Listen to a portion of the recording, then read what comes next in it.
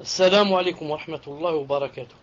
إن الحمد لله نحمده ونستعينه ونستغفره ونعوذ بالله من شرور أنفسنا ومن سيئات أعمالنا. من يهده الله فلا مضل له ومن يضلله فلا هادي له، وأشهد أن لا إله إلا الله وحده لا شريك له، وأشهد أن محمدا صلى الله عليه وسلم عبده ورسوله. يا أيها الذين آمنوا اتقوا الله حق تقاته ولا تموتن إلا وأنتم مسلمون. يا أيها الناس اتقوا ربكم الذي خلقكم من نفس واحدة وخلق منها زوجها وبث منهما رجالا كثيرا ونساء، واتقوا الله الذي تساءلون به والأرحام إن الله كان عليكم رقيبا. يا أيها الذين آمنوا اتقوا الله وقولوا قولا سديدا يصلح لكم أعمالكم ويغفر لكم ذنوبكم، ومن يطع الله ورسوله فقد فاز فوزا عظيما. ألا إن أصدق الكلام كلام الله، وخير الهدي هدي محمد صلى الله عليه وسلم، وشر الأمور محدثاتها، وكل محدثة بدعة، وكل بدعة ضلالة، وكل ضلالة في النار. حياكم الله تعالى en cette soirée du mercredi 20 Dhul-Qa'da 1434 de l'Hégire, correspondant au 25 septembre 2013 bi'idhnillahi ta'ala. Donc nous sommes Inch'Allah ta'ala avec le 4e cours du livre Le dogme du monothéisme de Cheikh Fawzan Hafidahullah. Je résume vite un peu ce qu'on a dit dans le 3e cours pour commencer Inch'Allah ta'ala le 4e. On avait dit que Tawhid se divisait en 3 groupes. Tawhid de la seigneurie, et Tawhid de la divinité, et Tawhid des noms et des attributs. Tawhid de la seigneurie, c'est Tawhid al-Rububiyya. Et Tawhid de la divinité, c'est Tawhid al-Uluhiyya. On avait dit qu'il s'appelle aussi Tawhid al-Ilahiyya, qu'il s'appelait aussi Tawhid al-Ibada. Et ensuite, on a le Tawhid des noms et des attributs. On avait dit aussi que Ahl-Sunnah al-Jama'a divise le Tawhid en 3 groupes, et que quelques-uns avaient ajouté une 4e sorte qu'ils ont appelé le Tawhid du jugement, Tawhid al-Hukm. Et on avait dit que ce sont les Mubtadi'a qui font ainsi et qui disent qu'il y a une 4e sorte qui s'appelle Tawhid al-Hukm. Certains de Ahl-Sunnah, comme Ibn al-Qayyim et d'autres, ont permis un 4e groupe qui l'ont appelé Tawhid al-Ittiba', le Tawhid, l'unicité du suivi du prophète sallallahu alayhi wa sallam. Donc s'il fallait ajouter une 4e sorte, alors on aurait ajouté le Tawhid du suivi du prophète sallallahu alayhi wa sallam, et jamais qui est le Tawhid qui est une sorte de Tawhid des Mubtadi'a. On avait dit aussi que le Tawhid de la seigneurie, Rububiyya, c'est attesté qu'Allah subhanahu wa ta'ala, c'est lui le maître de l'univers. Ça vient du mot Rabb, le Seigneur. C'est lui qui nous a créés, c'est lui qui nous ôte les âmes, c'est lui qui régit l'univers, c'est lui qui fait tomber la pluie, des maladies, c'est lui qui guérit, c'est lui qui donne le risque, et comme ça. Et on avait dit aussi, d'autre façon, que le Tawhid de la seigneurie, c'est Tawhid subhanahu wa ta'ala avec ses actes à lui. C'est lui qui fait ceci, c'est lui qui fait cela. Naam. Contrairement à Tawhid, la divinité, Ibada. C'est le Tawhid d'Allah subhanahu wa ta'ala avec nos actes à nous. C'est nous qui prions pour Allah. C'est nous qui faisons des doigts à Allah. C'est nous qui égorgeons pour Allah. C'est nous qui donnons l'aumône pour le visage d'Allah. Et comme ça. Donc la différence entre le Tawhid de la seigneurie et le Tawhid de la divinité consiste à dire que le Tawhid de la seigneurie, c'est faire le Tawhid d'Allah subhanahu wa ta'ala avec ses actes à lui. Quant au Tawhid de la divinité, c'est faire le Tawhid d'Allah subhanahu wa ta'ala avec nos actes à nous. C'est nous qui prions pour lui, c'est nous qui nous prosternons pour lui, c'est nous qui faisons ceci et cela. Reste le Tawhid et des attributs, on en parlera quand on arrivera à ce point, Inch'Allah ta'ala. Nous avons cité aussi une chose importante, et c'est avec laquelle nous allons Inch'Allah ta'ala, terminer notre révision, c'est de dire quoi? C'est de dire que le tawhid de la seigneurie, pour celui qui fait l'unicité de la seigneurie, ne lui suffit pas pour faire de lui un musulman, et encore moins pour l'épargner de l'enfer et le faire entrer au paradis. Le tawhid de la seigneurie est une condition du tawhid, mais ne suffit pas. Il faut lui ajouter le tawhid de la divinité, naam, pour être un musulman, et aussi bien sûr le tawhid des noms et des attributs. Car vous allez voir dans ce cours-là que tous les gens, Inch'Allah ta'ala, font, et on l'a vu aussi, font le tawhid de la seigneurie. Et malgré cela, ce sont des kuffars. Et quant au cours d'aujourd'hui, Allah ta'ala, on va commencer, Inch'Allah ta'ala. Le titre, bi'idhnillahi ta'ala, c'est l'acceptation. Na'afoun. Il y a une faute. Une seconde, je corrige vite. Une seconde, je corrige vite. Bon. Donc, des deux. Pourtant, j'ai cru avoir corrigé. Ma'alish. Une seconde. Voilà. Inch'Allah ta'ala que maintenant, j'ai corrigé.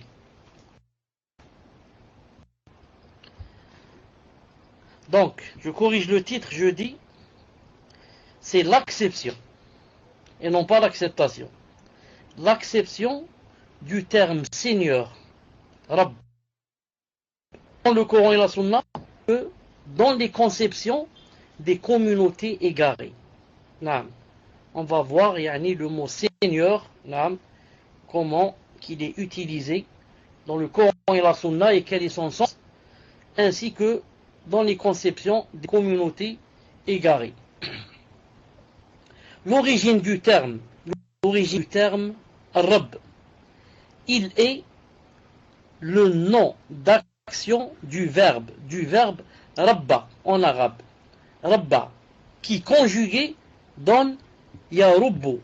Rabba, Yarubbu. Ce verbe signifie former ou bien faire croître quelque chose d'un état à un autre jusqu'à l'atteinte de l'état fini. Rubbu, Rabba Yarubbu, c'est-à-dire on prend une chose et on la fait croître jusqu'à ce qu'elle devienne à l'état fini. On dit en arabe Rabbahu wa Rabbahu wa Rabbahu, il la fait croître. Alors le terme Rabb est un nom d'action utilisé pour désigner celui qui fait l'action. De plus, le terme Rabb n'est utilisé dans l'absolu qu'en parlant d'Allah Azza wa Jal, celui qui se charge de toute chose bénéfique aux créatures. Le mot Rabb, si on dit Rabb seulement, il ne peut être utilisé qu'en parlant d'Allah subhanahu wa jal. Qu'en parlant d'Allah subhanahu wa jal. Contrairement à si tu dis par exemple Rabbu al-manzil, Rabbu la maison, Rabbu siyara, Rabbu kada, ça c'est permis, on va le voir. Sinon si tu dis seulement Rabb, on ne peut l'utiliser ce mot-là qu'en parlant d'Allah subhanahu wa jal. Allah ta'ala dit dans le Coran Rabbul alamin, alhamdulillahi Rabbil alamin. Il a dit Rabbil alamin, le Seigneur de l'univers, ou bien le Seigneur des mondes, l'alamin, pluriel de alam, le monde des animaux, le monde des plantes, le monde des comme ça. Allah Ta'ala c'est le Seigneur de tous les mondes, Il y a des milliers de mondes dans cet univers. Allah Azza wa Jal, c'est lui leur Seigneur. Aussi, sur le Shu'ara, il a dit Rabbukum wa abaikum al-awwalin. Votre Seigneur est le Seigneur plus ancien enceinte. Rabbukum wa rabbu abaikum al-awwalin. Terme, je dis, n'est utilisé pour désigner autre qu'Allah Azza wa Jal. Si on veut l'utiliser pour désigner autre qu'Allah Azza wa Jal, il doit être accompagné d'un complément qui limite la signification du terme. Sinon, c'est interdit d'utiliser ce mot Rabb, sauf pour Allah Azza wa Jal. Mais si on veut l'utiliser pour autre que Allah Azza wa Jal, on doit lui ajouter le complément qui limite la signification du terme. Par exemple, on va dire Rabbud Dar. Rabbu ad-dar, c'est-à-dire le maître ou bien le propriétaire de la maison. Rabbu ad-dar. Mais si je te dis par exemple, c'est la maison ici, c'est qui Rabbu ad-dar? C'est qui le propriétaire de cette maison? Tu dis c'est moi le Rabb. C'est interdit. Rabb tout seul ne se dit qu'Allah Azza wa Jal. Mais tu dis je suis Rabb ad-dar. Je suis le propriétaire de la maison. Je suis Rabb la voiture. Je suis le propriétaire de cette voiture. Je suis Rabb Sharika, telle société. Je suis le propriétaire, le patron de cette société. Et comme ça. Ou bien tu dis par exemple Rabbul Faras. Je suis le propriétaire du cheval. Ici, si tu ajoutes Rabb, tu lui as affilé un autre complément, il devient, ce n'est plus seigneur, mais ça devient le propriétaire, le patron. Non. Donc si tu dis Rabb tout seul, c'est le seigneur. Mais si tu lui ajoutes un autre complément, ça devient quoi? Ça devient le propriétaire. C'est cette sion, c'est-à-dire faire de Rabb le propriétaire en lui ajoutant un complément que l'on retrouve dans la parole du Très-Haut.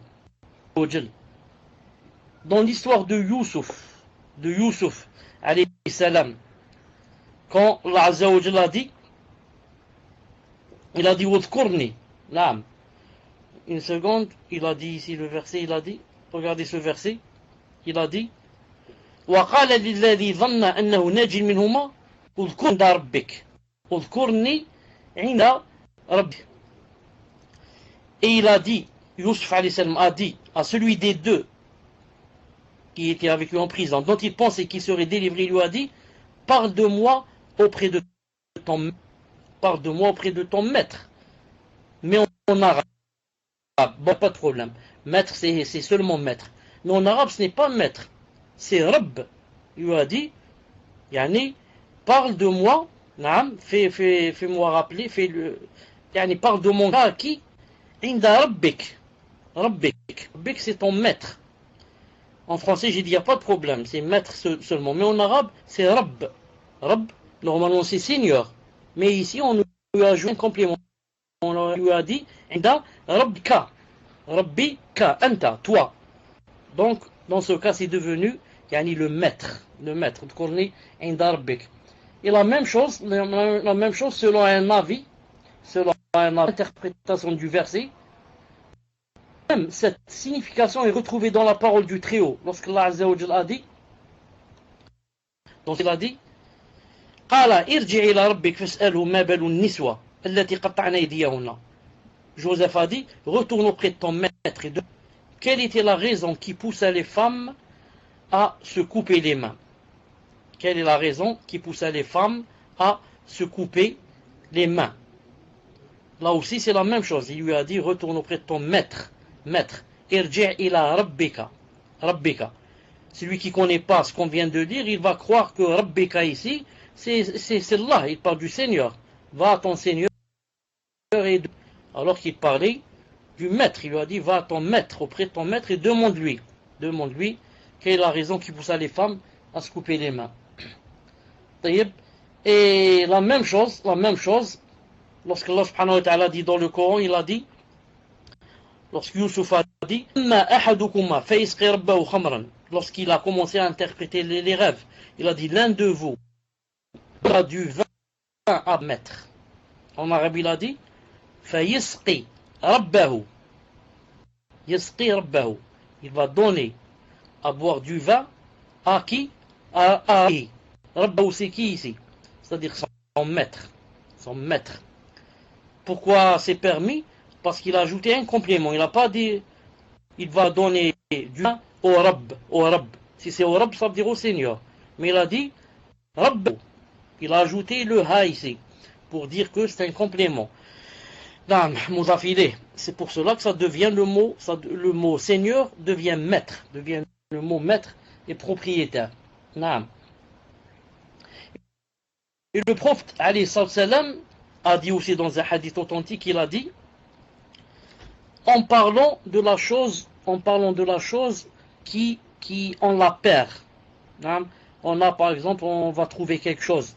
Par exemple, maintenant en parlant des animaux, on marche dans la forêt ou bien dans le désert, on trouve par exemple un mouton. Qu'est-ce qu'on fait? Qu'est-ce qu'on fait de ce mouton? On le prend chez soi et on prend une année. Une année, il ne revient pas, le mouton nous appartient. Une année, naam. Et si, bien sûr, après une année, le mouton nous appartient, on fait ce qu'on veut, on peut le vendre, on peut l'égorger, on fait ce qu'on veut, mais si jamais après quelques années, on ne sait jamais, 10, 20, 30, 40 ans, son propriétaire vient et nous demande le mouton, on doit le lui payer si on l'a égorgé ou bien on l'a vendu. Naam. Et maintenant, on a parlé au prophète, on lui a demandé, et qu'en est par rapport au chameau? Il a répondu, il a dit, Malaka walaha, ma'aha siqa'uha wa hida'uha, talidu al-ma wa ta'jar, hatta yalqaha rabbuha. Hatta yalqaha rabbuha. Ce qui veut dire, il a dit, ne t'occupe pas d'eux, des chameaux. Ils transportent leur eau, dans leur bosse là, et ils ont leurs sabots pour traverser le désert. Ensuite, ils vont au point d'eau, ils connaissent les points d'eau et mangent des arbres jusqu'à ce que les retrouvent leurs propriétaires. Le chameau, on n'a pas le droit de le prendre et de le garder une année chez soi pour voir s'il le provient ou pas. Pourquoi? Il a dit car ils transportent leur eau avec eux. Il ne peut pas mourir de soif. Et il a le sabot. Aucun mal ne peut lui arriver à ses pieds. Ensuite, il connaît les endroits d'eau et il mange des arbres. Jusqu'à ce que les retrouvent leurs propriétaires. Qu'est-ce qu'il a dit ici? En arabe, bon, on fera un problème, il a dit propriétaire. Mais on a vu, qu'est-ce qu'il a dit? Yelqaha rabbuha. Jusqu'à ce que Yelqa le retrouve. Rabbuha, rabbuha, rabb. Naam, rabbuha. Si quelqu'un ne connaît pas, il va dire jusqu'à ce que Allah Ta'ala va trouver le chameau, le rencontre. Non, rabbuha, rabbuha, c'est son propriétaire. Naam. Donc il apparaît clairement, après ce qui a été dit, que le terme est utilisé déterminé ou avec un complément pour désigner Allah subhanahu wa ta'ala. On dit Rabb ou Rabbul Alamin, le Seigneur de l'univers, ou encore Rabbul Nas, le Seigneur des hommes. Ce terme par ailleurs n'est utilisé pour désigner autre qu'Allah que suivi d'un complément. Comme on a dit, Rabbul Dar, le propriétaire, Rabb, le Seigneur de la maison, ça devient le propriétaire de la maison. Rabbul Manzil, naam. Rabbul Ibil, le propriétaire des chameaux. Le Seigneur des mondes, Rabbul Alamin, signifie leur créateur et maître, leur arrangeur et éducateur par ses bienfaits, messager et par la révélation de ses livres, et celui qui va rétribuer les gens pour leurs actes. Le savant Ibn al-Qayyim a dit, la seigneurie d'Allah implique le pouvoir d'injonction et d'interdiction sur l'humain, ainsi que le pouvoir de rétribuer les bienfaisants parmi eux pour leur bienfaisance et les malfaisants leur malfaisance. Voir Madarij Salikin, tome 1, page 8. Ceci est la réalité de la seigneurie de Allah. Je répète, la seigneurie Rububiyya implique quoi? Le pouvoir d'injonction et d'interdiction sur les êtres humains. C'est ça Rububiyya. Tu dois attester qu'Allah subhanahu wa ta'ala te donne des ordres et t'interdit des choses. Et que le pouvoir de te rétribuer si un faisant en bien et de te rétribuer en mal si tu es un malfaisant. C'est ça la réalité de la seigneurie d'après Rahimahullah. Deuxièmement, on va voir quoi? L'acceptation du terme seigneur dans les concepts des communautés égarées. On va essayer d'afficher cela, Inch'Allah Ta'ala, une seconde. L'acceptation du terme Seigneur, Rabb. Pas l'acceptation, l'acception. Du Seigneur, Rabb, dans les conceptions des communautés égarées. Maintenant, on a vu c'est quoi le sens du terme Seigneur et comment il est employé dans les conceptions des musulmans. Maintenant, on va voir dans les conceptions des communautés égarées. Des communautés égarées. Allah Azza wa Jal a créé les hommes. Ce qu'il faut savoir, c'est très important, c'est qu'Allah Subhanahu wa Jal a créé les hommes, les êtres humains, prédisposés au monothéisme et à la connaissance du Seigneur. Je répète, très important. Allah Subhanahu wa Ta'ala a créé les hommes, je veux dire les êtres humains, ils ont dans la prédisposition au monothéisme, au tawhid, et à la connaissance du Seigneur. Comme a dit Allah Azza wa Jal dans le Coran. On va donner quelques preuves du Coran, Inch'Allah Ta'ala. Allah Subhanahu wa Ta'ala dit dans le Coran, il a dit فَأَقِمْ وَجْهَكَ لِلدِّينِ حَنِيفًا فطرة الله التي فطر الناس عليها لا تبديل لخلق الله ذلك الدين القيم ولكن أكثر الناس لا يعلمون. نعم. Allah Subhanahu wa Ta'ala a dit, dirige tout ton être vers la religion exclusivement pour Allah. Telle est la Ta'ala a originellement donné aux hommes, c'est-à-dire aux êtres humains, pas de changement à la création d'Allah. Voici la religion de la droiture, mais la plupart ne savent pas. La plupart des gens ne savent pas. Je relis. Elle a dit, dirige tout ton être vers la religion exclusivement pour Allah. Telle est la nature qu'Allah a donnée par origine aux êtres humains. C'est-à-dire qu'Allah Ta'ala, quand il a créé les êtres humains, il leur a donné une prédisposition qui se trouve dans leur cœur, originelle à leur origine, qui penche vers le fait de vouer religion exclusivement à Allah Azza wa Jal. Subhanallah. C'est une aide, bien sûr, une grande aide d'Allah Subhanahu wa Ta'ala, que la personne soit créée directement avec le penchant de quoi? Avec la disposition du cœur, la prédiction de vouloir adorer Allah wa Ta'ala. Et Allah Subhanahu wa Ta'ala a dit aussi dans un autre verset qui montre aussi celui-là, il a dit, Subhanahu wa Ta'ala, regardez ce verset, وَإِذْ أَخَذَ رَبُّكَ مِنْ بَنِي آدَمَ مِنْ ظُهُورِهِمْ ذُرِّيَّتَهُمْ وَأَشْهَدَهُمْ عَلَى أَنفُسِهِمْ أَلَسْتُ بِرَبِّكُمْ قَالُوا بَلَى شَهِدْنَا قُولُوا يَوْمَ الْقِيَامَةِ إِنَّا كُنَّا عَنْ هَذَا غَافِلِينَ. Naam. C'est ce verset-là. Et quand ton Seigneur tira une descendance des fils d'Adam et les fit témoigner sur eux-mêmes, il leur dit, ne suis-je pas votre Seigneur? Ils répondirent, mais si, nous en témoignons. Allah Ta'ala a dit, afin que vous ne disiez pas, au jour de la résurrection, nous n'y avons fait attention. Donc Allah Subhanahu wa Ta'ala a pris de nous, naam, quoi? Le pacte, naam, il nous a posé la question. Il nous a dit, ne suis-je pas votre Seigneur? Et tous on a répondu, si. Nous témoignons que tu es notre.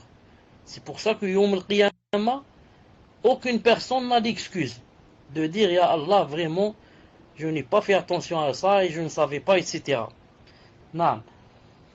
Affirmer la seigneurie d'Allah Azza wa Jal et se tourner vers lui sont des actes innés.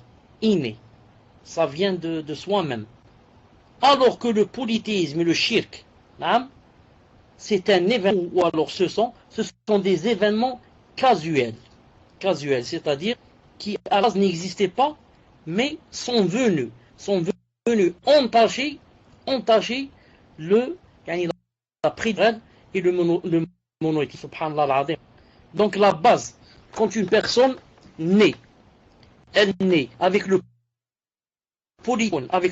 monothéisme, ensuite c'est le polythéisme qui vient l'entacher et la corrompre, ou bien c'est le contraire, ou bien la personne va naître à shirk, ensuite c'est l'islam et le monothéisme qui va venir. La réponse c'est quoi? C'est la première. Toute personne qui naît avec le monothéisme dans le cœur. La personne, le bé prêt à Allah subhanahu wa ta'ala. Ensuite, des fois, et dans beaucoup de cas, c'est le polythéisme qui vient gâcher tout cela. D'ailleurs, le prophète sallallahu alayhi wa sallam a bien montré cela lorsqu'il a dit كل يولد على الفطرة فأبواه يهودانه أو ينصرانه أو يمجسانه.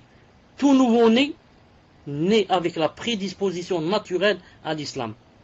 Mais ce sont ses parents qui le rendent juif, chrétien, adorateur. Bukhari 1385. Et musulman aussi. Tout nouveau-né, Allah Ta'ala le fait naître, le crée, avec dans son cœur et dans sa raison aussi, une prédisposition naturelle à accepter l'islam, à adorer Allah subhanahu wa ta'ala et à être monothéiste. Ce sont d'abord ses parents qui ou bien le rendent juif, ou bien le rendent chrétien, ou autre chose, bouddhiste, etc. Mais le prophète a cité ce qu'il y avait en son temps, ce qui était le plus connu. Il n'y avait pas de bouddhiste, par exemple, au temps du prophète sallallahu alayhi wa sallam. C'est pour cela qu'il a cité ce qu'il y avait de plus connu. Si l'être humain avait été laissé à sa prédisposition naturelle, il se serait sans aucun doute tourné vers le monothéisme et aurait accepté l'appel des messages contenus dans les livres sacrés, révélés et prouvés à travers les signes universels. Mais l'éducation dépravée et l'environnement athée sont les causes du changement de l'orientation du nouveau-né. Dès lors, les enfants imitent leurs parents dans l'égarement et la déviation. Allah subhanahu wa ta'ala dit dans le Coran, pas dans le Coran, dans un hadith authentique, il a dit, hadith Qudusi, il a dit خلقت عبادي حنفاء كلهم وإنهم آتتهم الشياطين فاجتالتهم عن دينهم. J'ai créé mes serviteurs exclusivement acquis à la religion d'Allah. Puis les diables les ont détournés. Donc ça confirme ce qu'a dit le hadith du prophète sallallahu alayhi wa sallam, que Allah Ta'ala a créé les serviteurs exclusivement prêts, avec l'acquisition dans le cœur, à aller vers la religion d'Allah Azza wa Jal. Mais ce sont les diables qui les ont détournés. Si quelqu'un va dire, ici Allah Ta'ala a dit, ce sont les diables qui les détournent. Et dans le hadith a dit, ce sont les parents qui les détournent.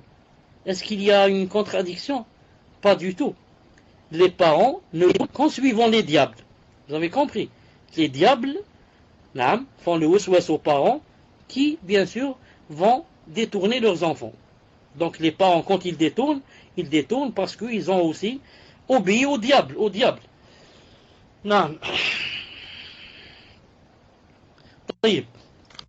C'est-à-dire, ils ont été détournés vers l'adoration des idoles et vers leur considération en tant que divinité autre qu'Allah.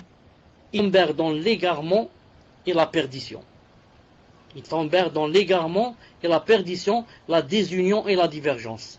Chacun adoptant pour lui un Dieu qu'il adore, un Dieu différent de l'autre. La raison en est que lorsqu'ils abandonnèrent le véritable Dieu, Allah, ils furent éprouvés par l'adoption de fausses divinités, comme a dit Allah Azza wa Jal dans le Coran. Il a فذلكم الله ربكم الحق فماذا بعد الحق إلا فأنا تصرفون. Allah Ta'ala a dit, tel est le vrai Seigneur. Au-delà de la vérité, y a-t-il donc sinon l'égarement? Alors, quand vous vous détournez, tel est Allah Azza wa Jal, le vrai Seigneur, c'est Allah subhanahu wa ta'ala. À part cela, la vraie vérité, qu'y a-t-il donc sinon l'égarement? À part cela, il n'y a que l'égarement. La personne ou bien elle adore Allah Ta'ala, le vrai Seigneur, ou bien toute autre chose, toute autre divinité, c'est l'égarement et la perdition. Allah subhanahu wa ta'ala a dit aussi,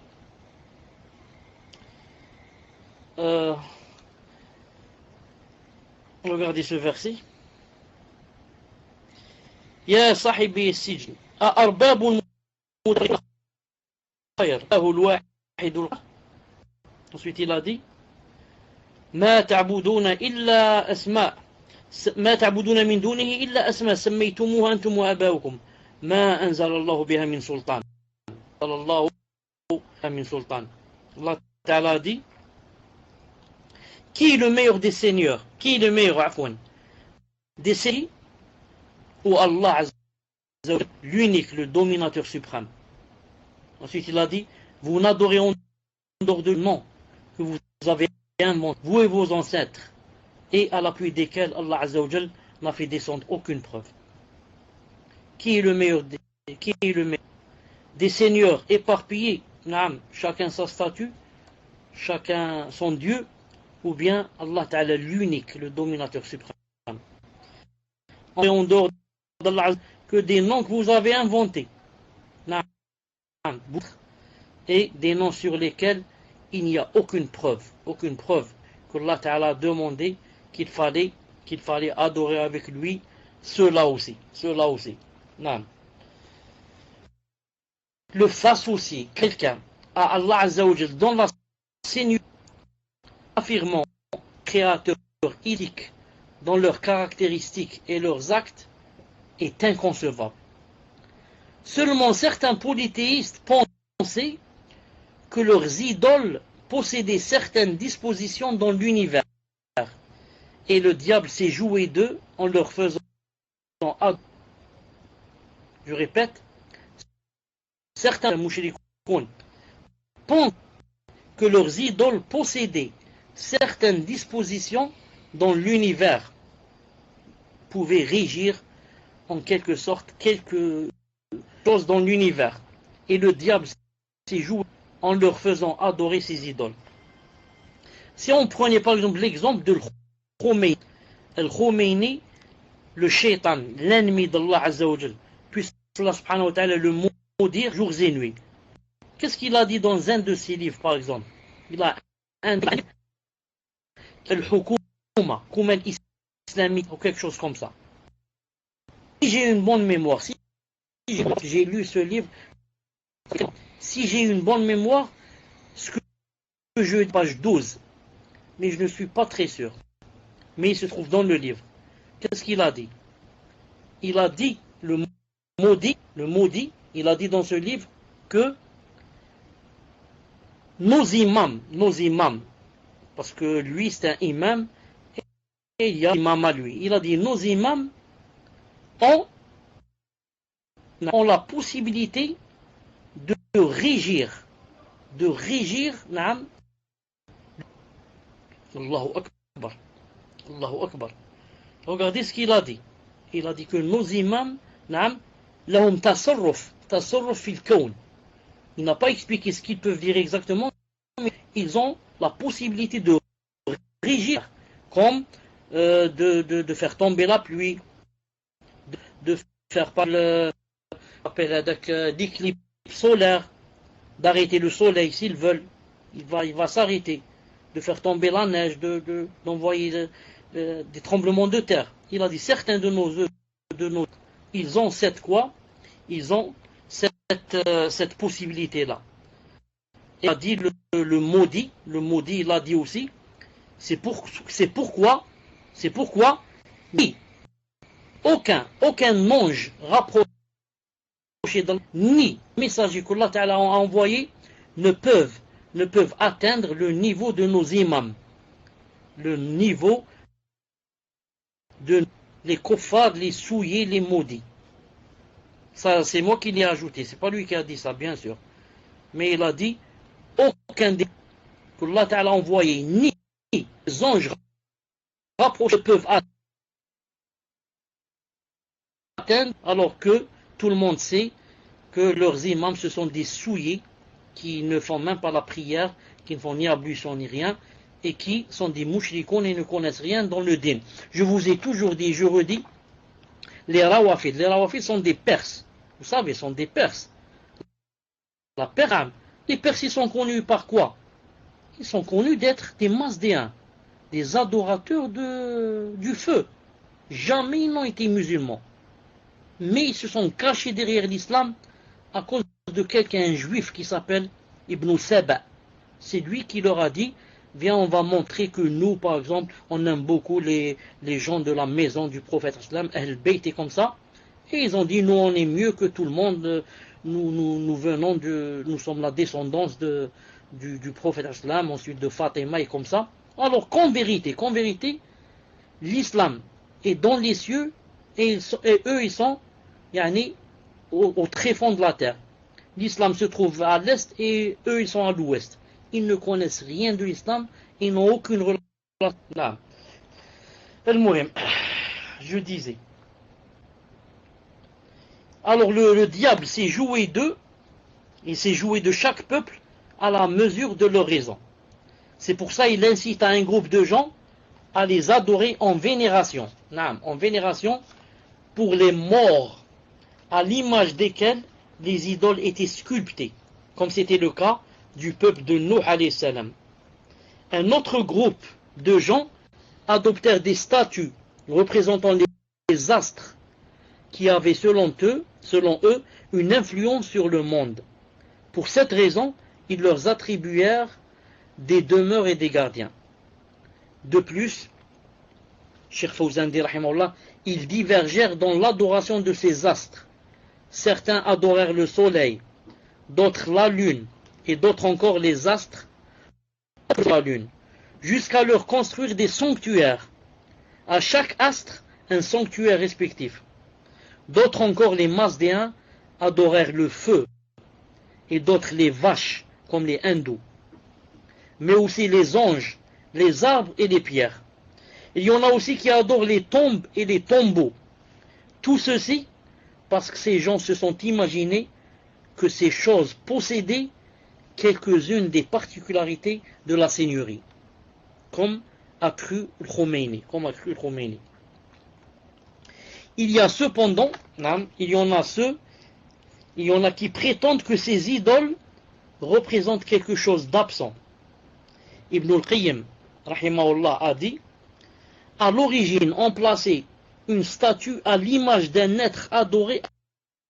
On modelait donc la statue sous sa forme, son apparence et son image pour qu'elle prenne sa place et joue son rôle. Autrement, il est clair qu'un être doué de raison ne sculpte pas du bois ou de la pierre de ses propres mains, puis pense que c'est son Dieu et l'adore. Voir Iratet, tome 2, page 220. De même, les adorateurs des tombes, jadis et aujourd'hui, prétendent que ces morts intercèdent en leur faveur et interviennent auprès d'Allah Azzawajal dans la satisfaction de leurs besoins. Ils disent, comme a dit Allah subhanahu wa ta'ala, dans le Coran, qu'est-ce qu'ils disent? Ils disent, Ma na'buduhum illa liyubuna ila Allah zulfa. En fait, nous ne les adorons que pour qu'ils nous rapprochent davantage. Regardez, vous avez remarqué avec moi, les kuffars, au temps du prophète, et tu dis à Abu Jahl ou bien X, tu lui dis, pourquoi tu? La statue, c'est pas Allah. Tu dis, oui, je sais ça. Cette statue, qu'est-ce qu'elle fait? Elle me rapproche d'Allah. C'est pas elle, Allah. Je sais que c'est pas elle, Allah. Mais elle me rapproche. Moi, je suis souillé. Je fais beaucoup de péchés, etc. Alors, cette statue, elle intercède. Je fais de sorte qu'elle soit une intercession. Un point, un tiré. Un tiré. Naam. Un tiré, non, en tel. Naam. Donc, c'est juste une intercession. C'est pas qu'Allah subhanahu wa ta'ala. Comme ça te dit le kafir, le mushrik. Et nous, l'islam nous a appris que وَإِذَا سَأَلَكَ عِبَادِي عَنِّي فَإِنِّي mes serviteurs, je suis proche. Il n'y a pas d'intercession. Quelqu'un qui nous est Allah subhanahu wa ta'ala, comme chez les chrétiens. Chez les chrétiens, tu ne peux pas demander à Allah ta'ala de te pardonner. Il faut que tu ailles chez le prêtre et le curé et que ce soit lui qui demande à Allah ta'ala za'ma de te pardonner. Chez nous, alhamdoulilah, tu lèves tes mains et tu demandes à Allah subhanahu wa ta'ala de te pardonner. Ou bien, ou bien tu rak'at, tu demandes de pardonner. Alhamdulillah, c'est une ni'ma. Dans le Coran, وَيَعْبُدُونَ مِن دُونِ اللَّهِ مَا لَا يَضُرُّهُمْ وَلَا يَنْفَعُهُمْ وَيَقُولُونَ شُفَعَاؤُنَا عِندَ اللَّهِ. Et ils adorent au lieu d'Allah ce qui ne peut ni leur profiter. Et ils disent sont nos intercesseurs près d'Allah. Ce sont seulement des intercesseurs. Allah Ta'ala, mais intercesseurs.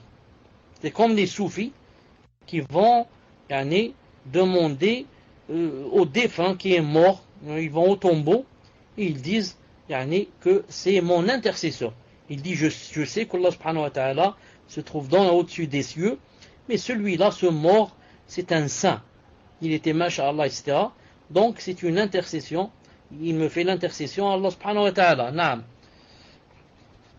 Et Allah subhanahu wa ta'ala dans le Coran, il a dit d'autre part, certains polythéistes parmi les Arabes et les chrétiens s'imaginaient que leurs os étaient la progéniture d'Allah subhanahu wa ta'ala.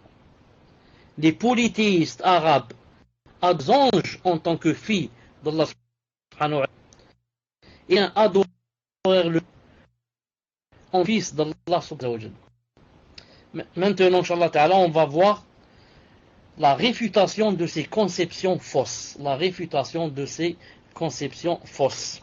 Avant cela, il faudrait savoir quelles sont les conceptions fausses. Ce sont trois sortes de conceptions. On va voir maintenant la réfutation des conceptions. On va voir quelles sont les sortes. Et ensuite, on va voir comment Allah subhanahu wa ta'ala les a réfutées. Les trois sortes de conceptions fausses sont la première, ceux qui adorent les statues. La deuxième, ceux qui adorent les astres, le soleil, la lune, etc. La troisième, ceux qui adorent les anges et le Messie. Je répète, les conceptions fausses citées jusqu'à présent dans ce livre, ce sont la conception de ceux qui adorent les statues, comme les Arabes autrefois, et la conception de ceux qui adorent les astres, et la conception de ceux qui adorent les anges et le Messie, comme les chrétiens. On va commencer maintenant par l'adoration des adorateurs de la statue, des statues. Donc on commence par le petit a, Inch'Allah ta'ala. Réfutation des adorateurs de statues. Allah subhanahu wa ta'ala dit dans le Coran, Allah subhanahu wa ta'ala a dit dans le Coran, أفرأيتم اللات والعزى ومناة الثالثة الأخرى. أفرأيتم اللات والعزى ومناة. طيب c'est celui-là. أفرأيتم اللات والعزى وما que vos divinités, le Lat et le Uzza, cette troisième autre. Les polythéistes arabes adoraient Lat, une divinité qui s'appelle Lat, une divinité qui s'appelle Uzza, et une troisième qui s'appelle Manat. Naam. Lat, Za'ma d'après eux, c'est le féminin de Allah. Et le Uzza, féminin de l'Aziz. Allah Ta'ala, c'est lui l'Aziz. Féminin, ça donne. Et Manat, une troisième, que Allah subhanahu wa ta'ala a cité. Naam. Qu'est-ce que ça veut dire lorsque Allah Ta'ala leur a dit que vous ensemble, c'est un point d'interrogation, c'est une question, il leur a dit que vous ensemble, ainsi que Manat. Le sens de ces versets, d'après l'imam Qurtubi, c'est avez-vous vu, vous voyez ces divinités, ont-elles apporté un quelconque bien ou bien un quelconque mal pour être des associés à Allah subhanahu wa ta'ala? Le Qurtubi rahimahullah dit toujours, il dit, se sont-elles défendues, c'était ces trois, se sont-elles défendues le fait d'Allah azza wa jal, Ibrahim bien sûr, et ses compagnons les démolir, hein? Vous dites que ce sont des est-ce qu'elles vous ont apporté du bien? Ou alors, ont-elles pu repousser le mal? Par exemple, Ibrahim, les démons, comme c'est dans le que je vais ici,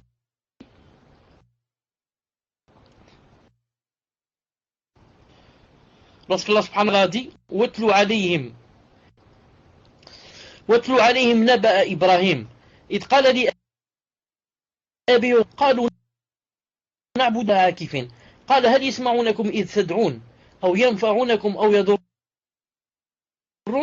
بل وجدنا آباءنا كذلك يفعلون وجدنا آباءنا كذلك يفعلون.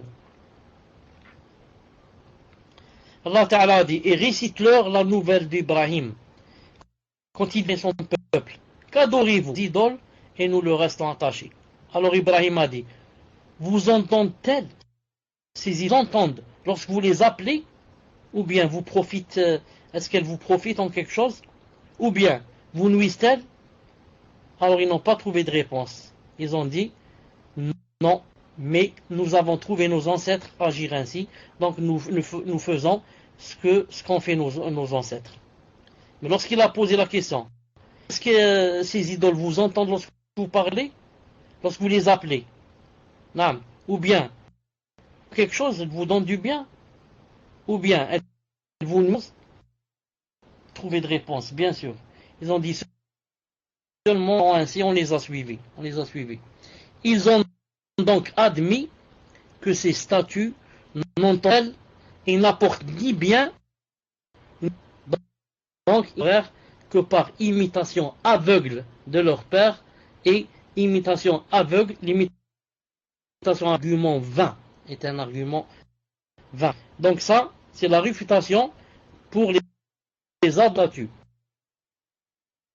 Alors, la réfutation des adorateurs des astres. Des adorateurs astres. Il a dit dans le Coran. Il a dit, il a créé le soleil, la lune et les étoiles,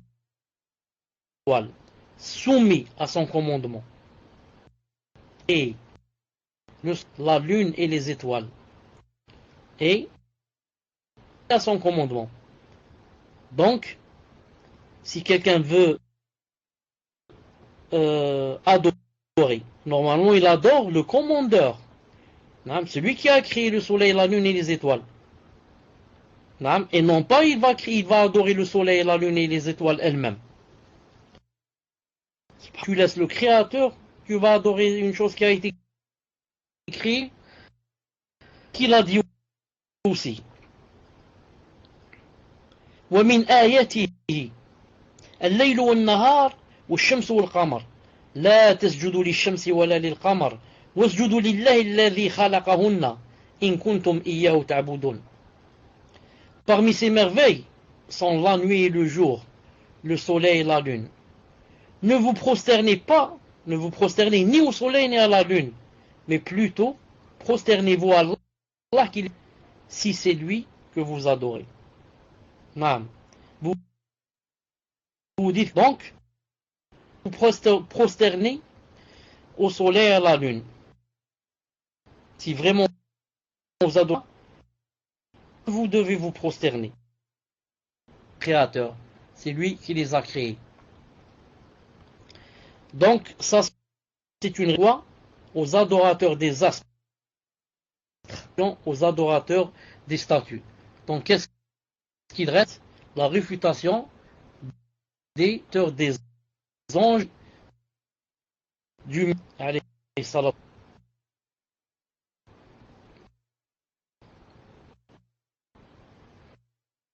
Réfutation des adorateurs du Messie. Et bon, on va terminer, Inch'Allah Ta'ala. Il reste seulement 2 ou 3 versets, Inch'Allah Ta'ala. Je disais, réfutation des adorateurs des anges et du Messie. Des anges et du Messie. Allah subhanahu wa ta'ala dit dans le Coran, Ma takhadha Allahu min walad. Allah ne s'est point attribué d'enfant. Mattakhadha Allahu min walad. Allah ne s'est point attribué d'enfant. C'est pour ceux qui adoraient les anges et disaient que Allah subhanahu wa ta'ala avait pris les anges comme enfants. Naam. Et il a dit aussi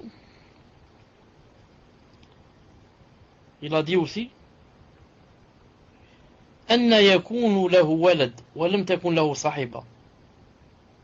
J'ai oublié le début Anna. Comment aurait-il un enfant alors qu'il n'a pas de compagne? Comment aurait-il un enfant alors qu'il n'a pas de compagne? Et il a dit aussi Lam yalid wa lam yulad wa lam yakun lahu kufuwan ahad. Il n'a jamais engendré et n'a pas été engendré non plus. Et nul n'est égal à lui.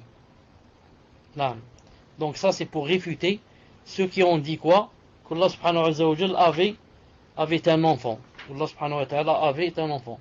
Donc en cela vous voyez que Allah ta'ala a donné la réfutation aux adorateurs des statues, ensuite aux adorateurs des astres, et enfin aux adorateurs des anges et du Messie. Voilà inshallah ta'ala pour le cours d'aujourd'hui. Subhanakallahumma bihamdik, ashhadu an la ilaha illa ant, astaghfiruka wa atubu ilayk. Je vous donne inshallah ta'ala un quart d'heure pour que vous me prépariez les questions. Assalamu alaikum wa rahmatullahi wa barakatuh. Donc la première question, chère question d'un frère qui dit: Sheikhana, qu'Allah allonge votre vie dans les actes pieux. Dans le hadith, tout nouveau-né naît avec la prédisposition naturelle à l'islam. Ce sont ses parents qui le rendent juif, chrétien ou masdéen. Un hadith rapporté par Al-Bukhari, 1385. Doit-on alors considérer les enfants des kuffars comme nos frères, les aimer en Allah et agir avec eux comme avec un musulman? Et pouvez-vous nous conseiller un livre réfutant les sectes comme les Rawafid et leurs fausses croyances? Barakallahu fikum, cher. Qu'est-ce qu'il a dit sur le livre? La deuxième partie de la question, sur le livre. Il demande si vous connaissez des livres qui réfutent les sectes, notamment les Shia Rawafid. Barakallahu fikum, cher. Wa alaykum salam wa rahmatullahi wa barakatuh. En ce qui concerne les enfants des kuffars, ou des juifs, ou des bouddhistes, vous savez que l'enfant, tant qu'il n'est pas pubère, tout ce qu'il fait ou ce qu'il dit ne s'écrit pas contre lui, quand c'est du mal. Et si maintenant il fait quelque chose de bien, etc., ça s'écrit pour lui. Mais s'il fait quelque chose de contraire à la religion, ou bien coffre, ou bien quelque chose comme ça, ça ne s'écrit pas contre lui tant qu'il n'est pas pubère. Mais les savants disent que les enfants suivent les parents. Les enfants suivent leurs parents dans le hukm. D'après les pays où ils vivent. Les enfants des kuffars font partie des kuffars quand ils sont chez les kuffars, dans la société des kuffars. Les enfants suivent les parents, mais quand ils deviennent pubères, maintenant, ils vont choisir le chemin, on va dire voilà, ce sont des kuffars ou des musulmans, c'est-à-dire que s'ils meurent maintenant, après la puberté, c'est ou bien le paradis, ou bien l'enfer. Mais quand ils sont jeunes comme ça, avant la puberté, on ne peut pas dire d'eux que, par exemple, s'ils meurent, ils vont aller en enfer. D'ailleurs, vous savez, il y a 11 ou 12 avis, ou même 18 avis à peu près sur l'enfant kafir qui meurt avant la puberté.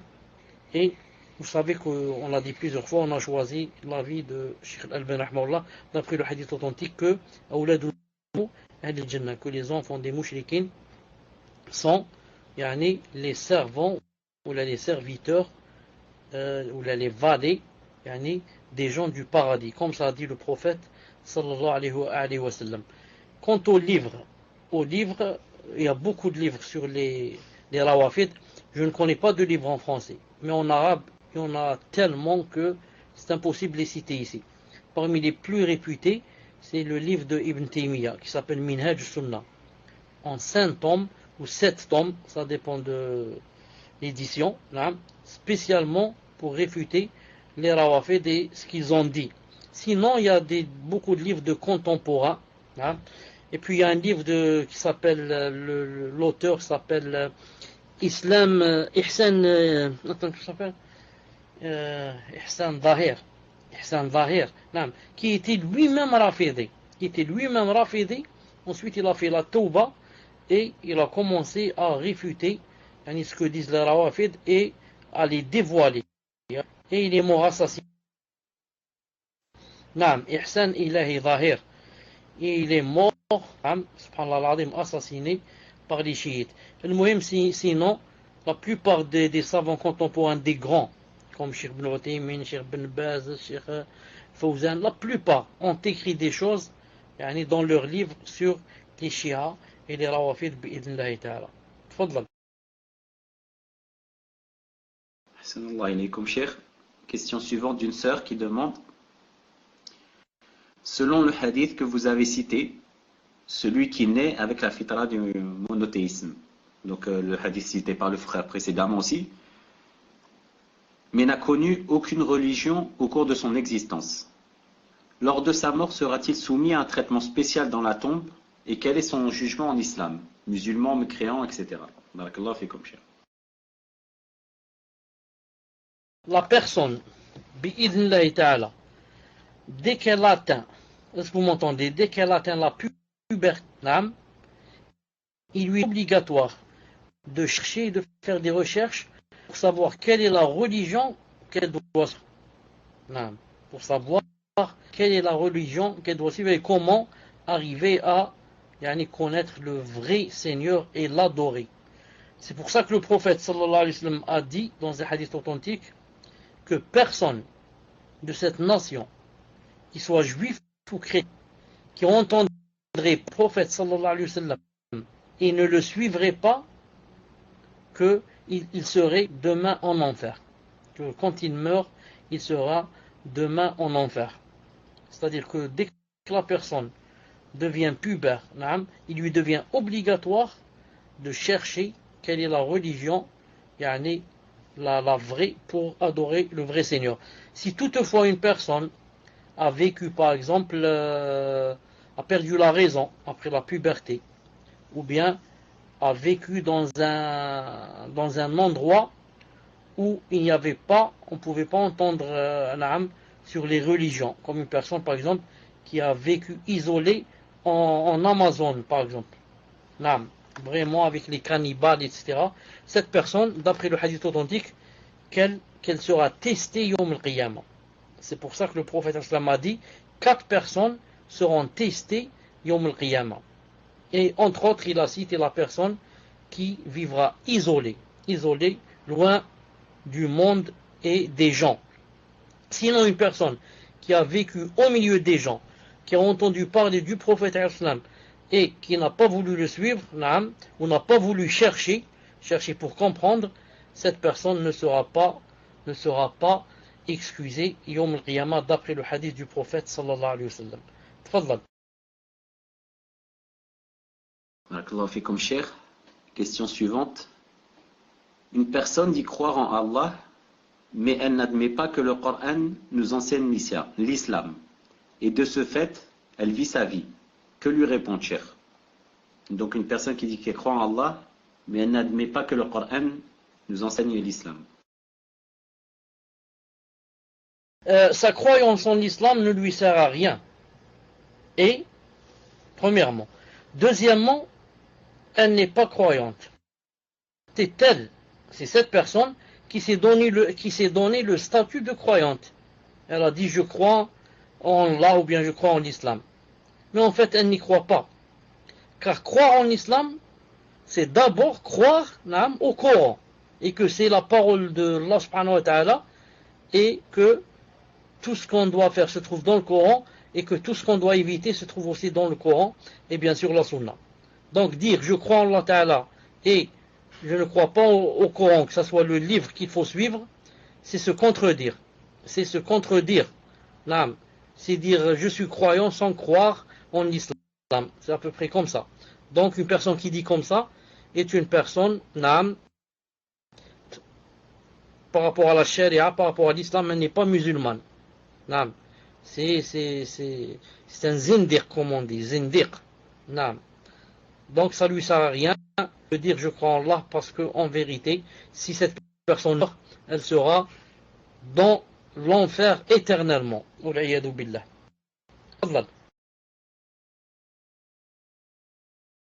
Donc la question de la sœur était, avant de citer le point numéro 2 du cours, vous avez dit quelque chose comme c'est Allah qui punit si on fait des choses interdites. Pourriez-vous, barakallahu fikum, rappeler ce point-là, car je n'ai pas bien compris. Et également, je tenais à vous dire, barakallahu fikum, pour tous les cours que vous nous donnez, et en particulier celui de mercredi dernier sur Tawhid al-Rububiyya, est-ce que vous allez faire la suite, Tawhid al-Uluhiyya ou Tawhid al-Asma'i wa al-Sifat? Barakallahu fikum, cher.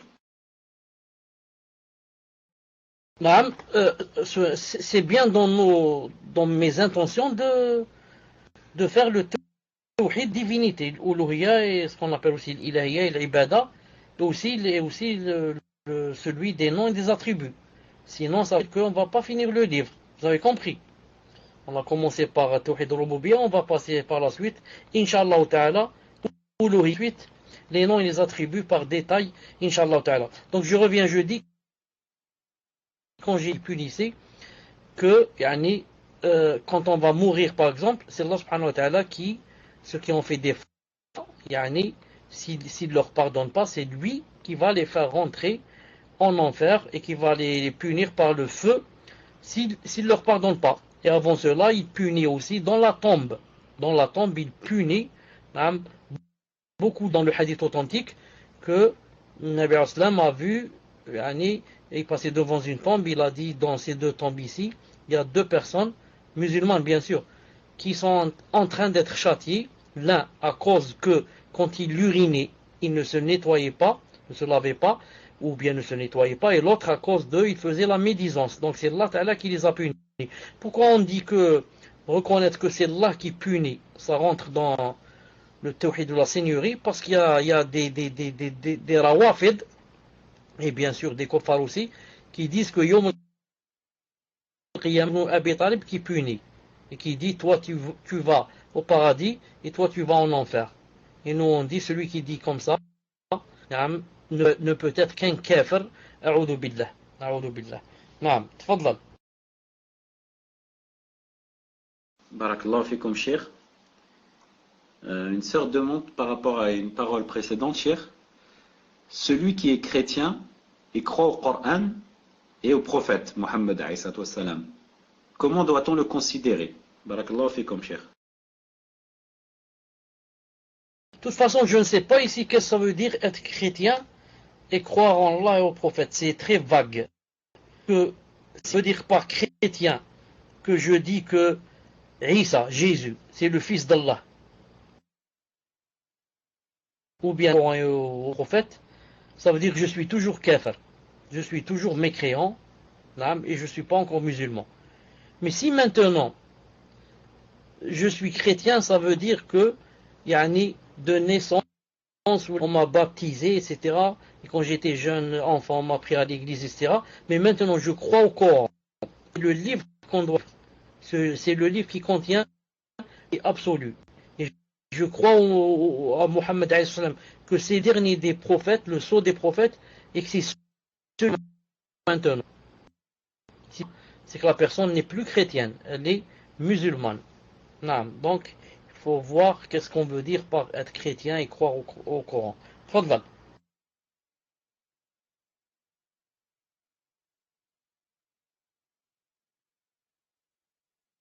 Si par contre, j'ai oublié une chose, si par contre, la personne est chrétienne, elle va à l'église, etc., et dit, comme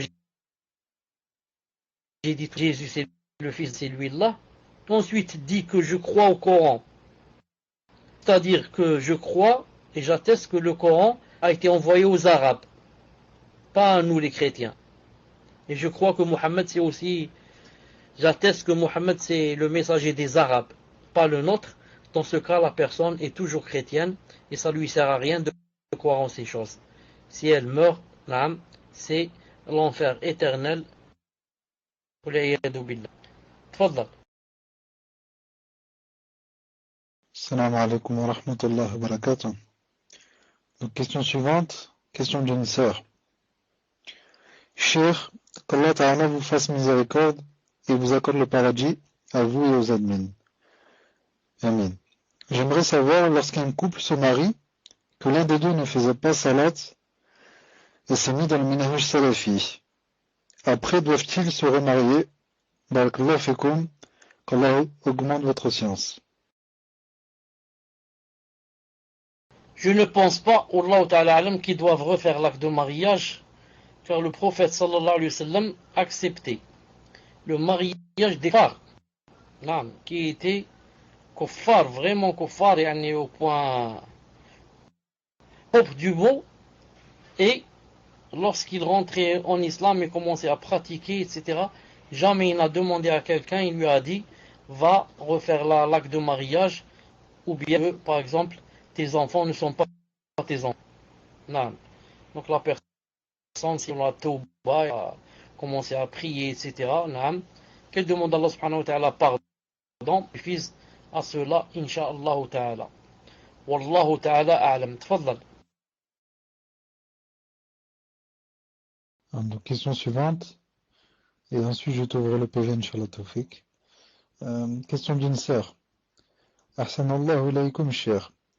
Il y a un hadith connu du prophète, sallallahu alayhi wa sallam, qui dit: celui qui m'a vu en rêve m'a bel et bien vu, car le diable ne prend pas mon apparence. Cher, il y a quelques jours, j'ai rêvé du prophète, sallallahu alayhi wa sallam, mais je ne l'ai pas vu, car il était de dos. Par contre, je l'ai entendu, il a dit assalamu alaykum 2 fois. Subhanallah, c'était une voix que je n'avais jamais entendue auparavant. Ni trop grave, ni trop aiguë, une voix masha'Allah.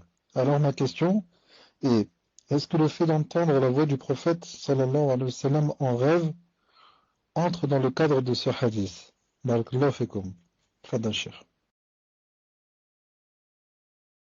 المهم sallallahu alayhi wa sallam, pour le voir, yani, on peut le voir de loin, profil, le voir de haut, voilà, de dos. المهم, celui qui le voit de face est mieux que celui qui le voit de dos, par exemple.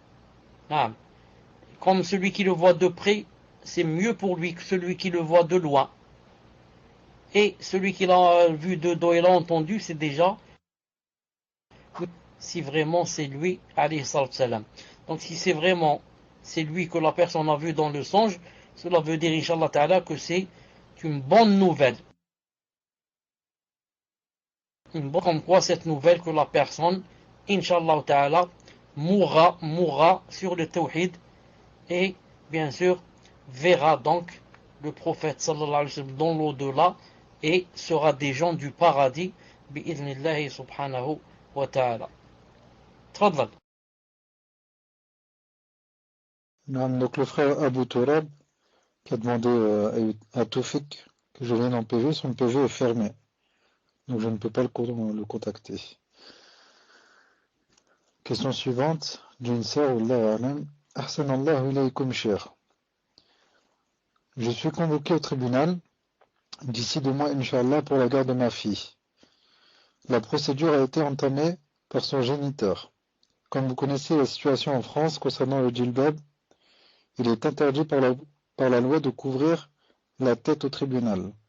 Dois-je essayer de ruser en essayant de couvrir mes cheveux et porter des vêtements très amples, ou me présenter avec le djilbab quand même? Cette présentation au tribunal décidera de la garde de ma fille.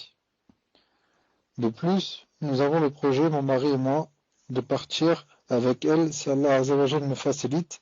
Si la garde ne m'est pas accordée, je ferai quand même la hijra avec mon époux et mes enfants, Inch'Allah, en espérant qu'un jour elle me revienne. Conseillez-moi, cher. Barakallahu fikum. Tfadal, cher. Muslim, Si c'est possible, Inch'Allah Ta'ala, de s'éloigner un peu du micro. Pour moi, j'entends, c'est très fort, au point où des fois je n'arrive pas à comprendre. Et premièrement. Deuxièmement, Inch'Allah Ta'ala, qu'est-ce que tu as compris de la question? Qu'est-ce que tu as... J'ai pas bien compris la question. Tfadlal.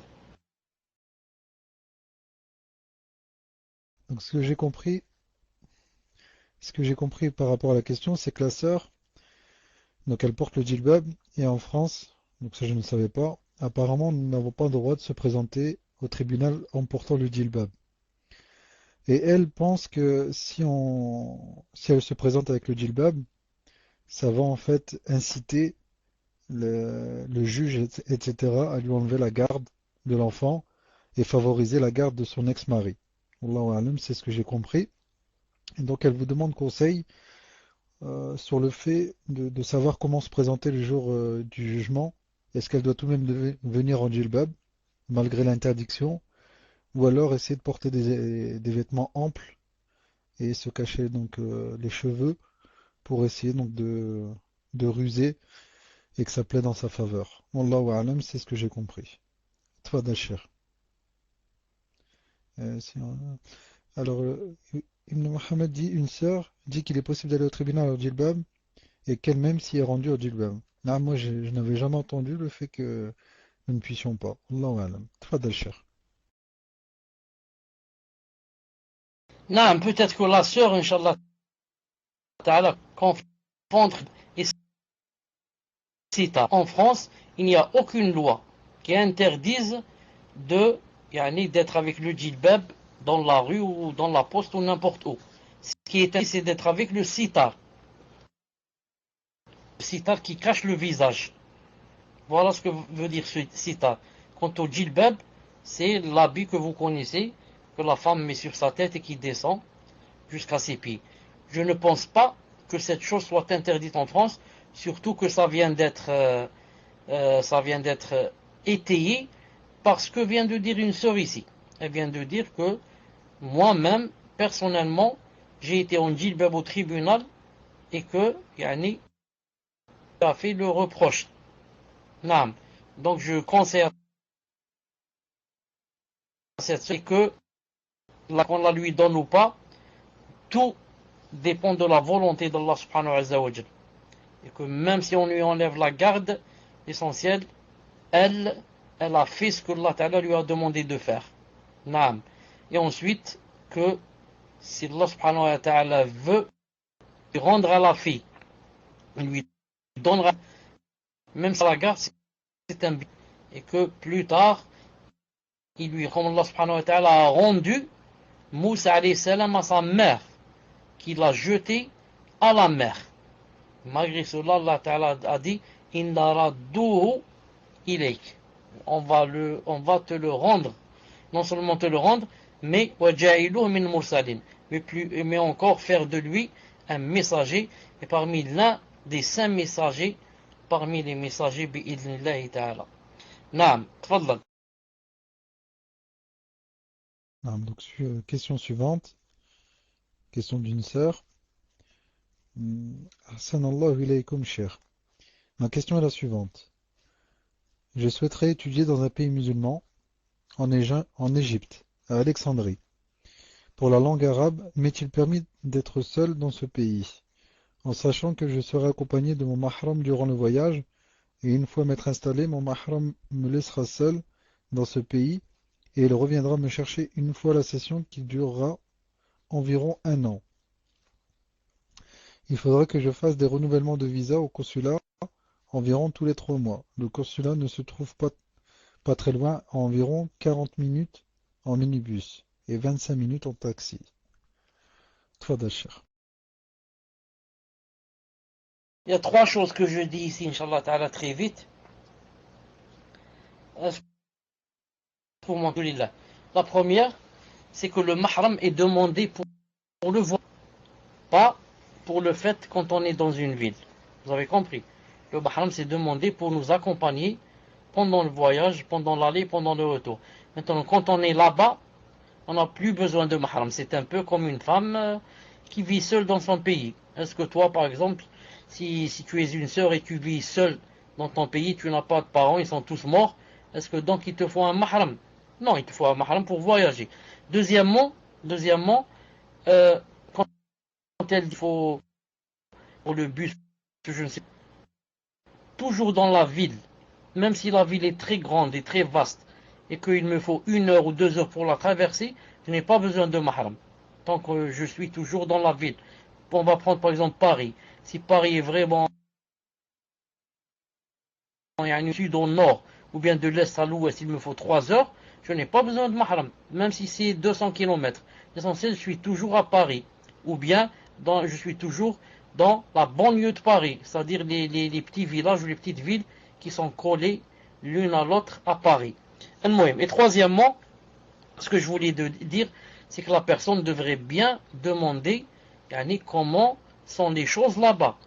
D'après moi, l'Égypte, ce n'est pas facile en ces temps-là où il y a la fitna des frères musulmans et ce qui se passe avec l'armée. Donc il faudrait vraiment être sûr que, en allant là-bas, on ne risque pas de se trouver en prison ou bien puisse Allah nous préserver, ou bien assassiner, ou bien tuer, ou bien je ne sais pas quoi. Donc il faudrait être sûr que là-bas, que vraiment il n'y a pas de problème. Il faut demander avec les gens qui sont là-bas. Bi'idhnillahi ta'ala. Tfaddal. Question suivante, question d'un frère. Un groupe de sœurs loue une piscine raison pour les sœurs. Est-il permis qu'elles se baignent avec les burkinis, maillots de bain qui couvrent de la tête aux pieds une sorte de survêtement? Et est-il possible de vendre ce burkini? Je joins un lien, Inch'Allah, pour la photo. Barakallahu fikum. Donc, cher, si vous ne voyez pas ce que c'est, je vous envoie le lien, Inch'Allah. Ah, mais je vous l'ai envoyé. Je vous l'ai envoyé, cher. Tfadal, Inch'Allah. C'est quelque chose vraiment de collant. Quelque chose de collant au corps de la femme et qui montre bien, d'une façon claire, il montre la poitrine de la femme, et il montre son buste, et il montre bien ses jambes, ses cuisses, il montre bien la forme. C'est pour cela que ça c'est avant d'être mouillé. Quand ça sera mouillé, ça sera pire. Quand ça sera mouillé, ça sera pire. Et je suis même le derrière. C'est pour cela que je recommande plutôt, si c'est possible, puisque quand on loue, je crois, Allah Ta'ala alam, vous me corrigez si je me trompe, je crois que quand on loue une piscine, je crois qu'on est libre de s'habiller comme on veut, je pense, hein. Parce que maintenant la piscine on l'a louée, donc c'est seulement pour nous. Donc on fait ce qu'on veut. Wallahu alam, corrigez-moi si je me trompe. Si c'est ainsi, donc il vaut mieux nager en hijab. C'est-à-dire on met on met sur la tête le foulard et on met un hijab qui est large. Un hijab, c'est pas spécialement un jilbab, mais un hijab. Un hijab, c'est quelque chose ce qu'on appelle une abaya. Vous connaissez ce que c'est abaya? Ça se met sur l'épaule et ça descend. Contrairement au jilbab qui se met sur la tête. Donc on met une abaya assez large et on nage avec, car ça ne moule pas. Ça ne moule pas. Wallahu ta'ala a'lam. Tfaddal. Ensuite, j'ai oublié une chose. Ensuite, si c'est seulement avec les femmes, si c'est femme avec femme et on est toutes des sœurs, ce n'est pas obligé de mettre quelque chose sur la tête. La tête, les cheveux, c'est pas une aura pour la femme, femme avec femme. Donc si on est entre femmes, c'est pas la peine de se couvrir les cheveux. Si on est toutes des femmes, je veux dire des musulmanes. Tfaddal. Ibn Mohammed, tfadal, Inch'Allah.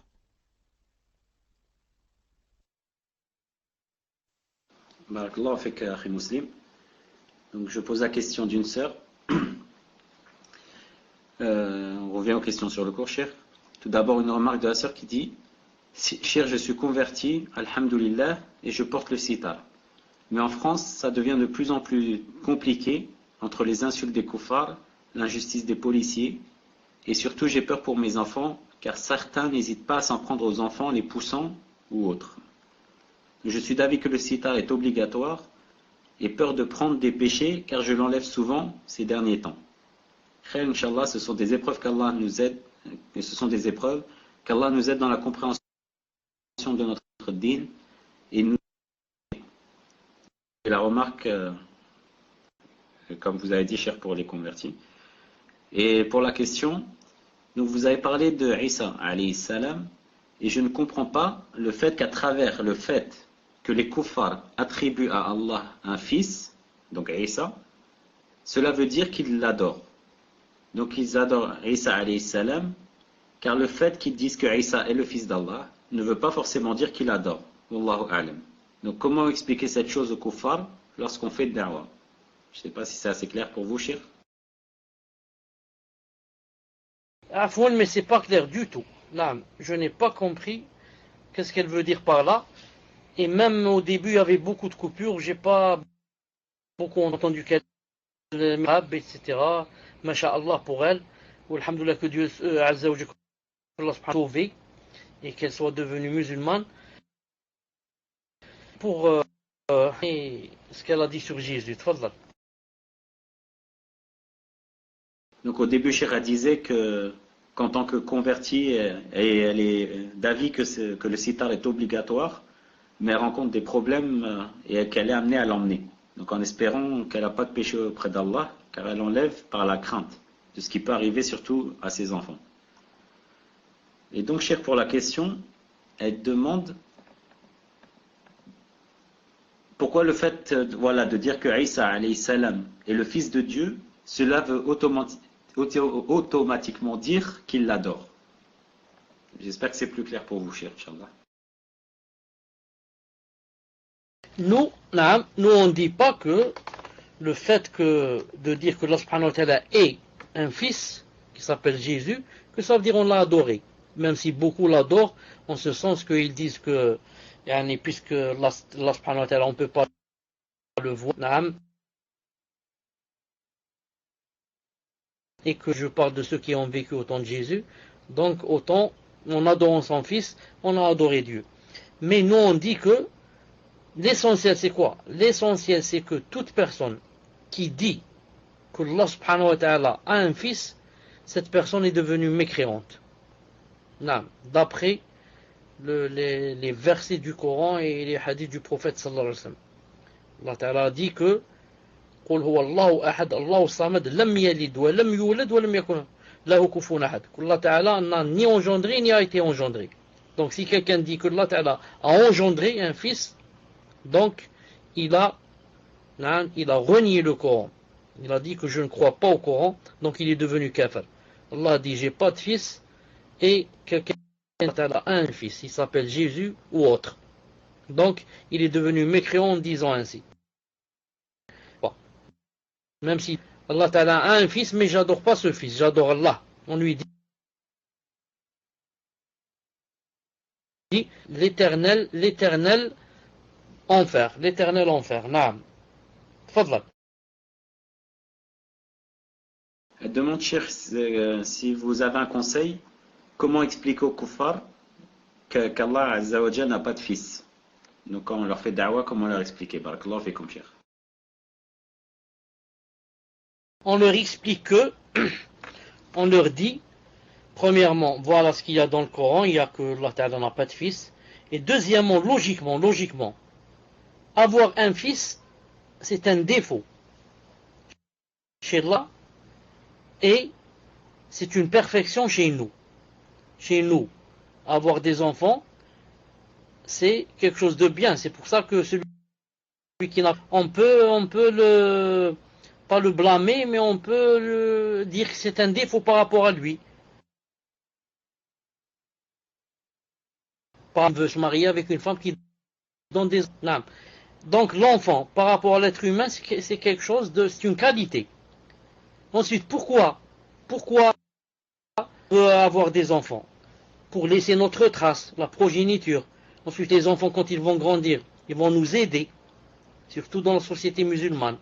L'enfant, il obéit à ses parents, il les aide, etc., etc. C'est pas comme dans les sociétés de kuffar, l'enfant dès qu'il a 16 ou 18 ans, on lui dit, va faire ta vie. Allez, sors de chez moi. Et ensuite, l'enfant, quand il va grandir lui aussi, s'il va rencontrer son père ou sa mère qui sont vieux et vieilles, il ne va pas les accepter, il va les jeter dans un asile. Ou je ne sais pas comment ça s'appelle le centre là où il y a les vieux et les vieillards. Al-Muhim. Par rapport à Allah Ta'ala, non. Avoir un enfant, c'est un défaut. Car pour avoir un enfant, d'abord, il faut une femme. Mais Allah Ta'ala n'a pas de femme, n'a pas de compagne, maison de retraite. Voilà. Même si Allah Ta'ala peut avoir d'enfants, mais Allah Ta'ala n'a besoin de personne. Il n'a pas besoin d'enfants pour qu'il l'aide. Naam. Il se suffit à lui-même. C'est lui le créateur. Naam. C'est lui le créateur de toutes choses. Et de tous les mondes. Le monde des humains, des animaux, de tout. Naam. Il se suffit à lui-même et n'a besoin pour le continuer. Naam.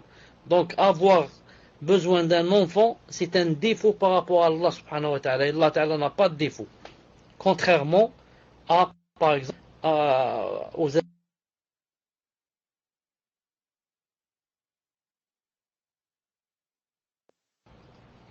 c'est pour cela que ce n'est pas toute qualité pour nous qui sera une qualité. Non. Pour nous, avoir un enfant, c'est une qualité. Mais pour Allah, c'est avoir un enfant, c'est un défaut. Comme pour nous, pour Mir, c'est une qualité. C'est quelqu'un de mal, il a des... C'est un défaut. Aller chez le médecin ou dormir. Mais pour Allah, le fait de dormir. Donc des fois, des choses sont des qualités pour nous. Mais...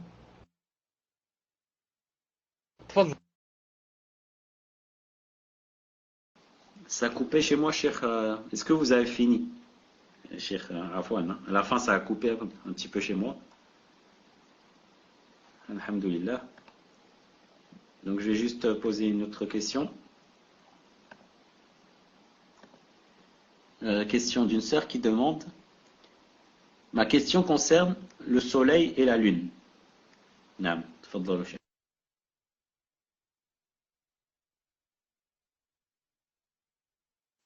Naam, quand tu as dit que ça avait coupé chez toi, etc., je voulais juste être sûr.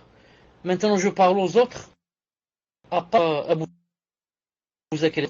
Est-ce que vous m'avez entendu parler du sommeil? Le sommeil, que c'était un défaut par rapport à Allah et une qualité par... Fawzi, tu confirmes que vous m'avez entendu parler du sommeil, sur le sommeil. Que Allah Ta'ala, pour lui, c'était un défaut et que pour nous, c'est une qualité.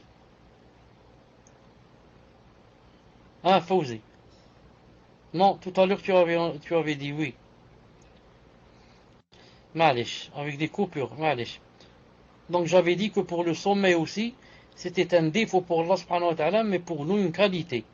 Que quelqu'un qui ne dormait pas, ça veut dire qu'il n'est pas normal. Alors que pour Allah c'est un défaut. La même chose pour l'enfant. Celui qui n'a pas d'enfant parmi nous c'est un défaut. Mais pour Allah subhanahu wa ta'ala c'est une qualité de ne pas avoir d'enfant. Tfadlal. Barakallahu fikum, Cheikh. C'était beaucoup plus clair. Donc, question suivante, question d'une sœur qui demande: ma question concerne le soleil et la lune, qui seront en enfer. Je voulais savoir si ça sera un châtiment pour les habitants de l'enfer ou un combustible pour alimenter le feu de l'enfer. Barakallahu fikum, Cheikh. Une seconde, je vais vous ramener un verset qui est très important avec cette question, Inch'Allah Ta'ala. Une seconde.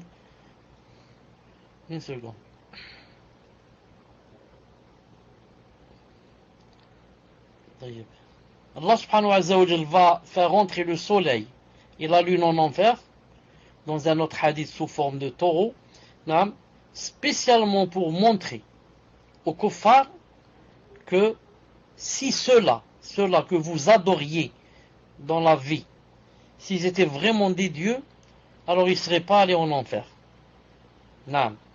Un dieu ne va pas en enfer. Un dieu fait rentrer d'autres personnes et des gens en enfer. Mais lui, il ne va pas en enfer, c'est impossible. Donc c'est pour établir sur eux la preuve. Comme a dit Allah subhanahu wa ta'ala, il a dit dans le Coran, regardez ce verset.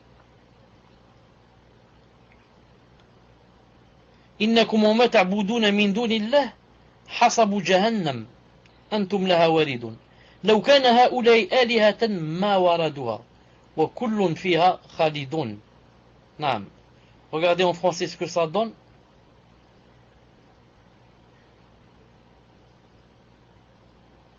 Il a dit, vous serez vous et ce que vous adoriez en dehors d'Allah, le combustible de l'enfer. Vous vous y rendrez tous. Naam. Ensuite il a dit, Naam, 98, 99, une seconde.